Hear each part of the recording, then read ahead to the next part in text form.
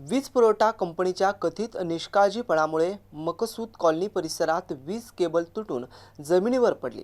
या घटनेत 2 मुले किरकोळ जखमी झाले तर एका वृद्ध व्यक्तीलाही दुखापत झाली। या घटनेनंतर परिसरात नागरिकांमध्ये तीव्र संताप व्यक्त केला जातोय। संबंधित प्रशासनाने तातडीने लक्ष द्यावं अशी मागणी यावेळी आता करण्यात येते। मिळालेल्या माहितीनुसार मकसूद कॉलनी परिसरात वीज तारांमधून वारंवार स्पार्किंग होत असल्याने वीज पुरवठा खंडित होतो आणि संपूर्ण परिसर तासनतास अंधारात बुडून राहतो।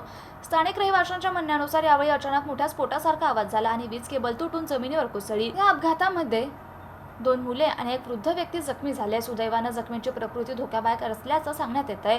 घटनेनंतर तात्काळ वीज पुरवठा खंडित झाला, त्यामुळे नागरिकांना मोठ्या अडचणींचा सामना करावा लागला।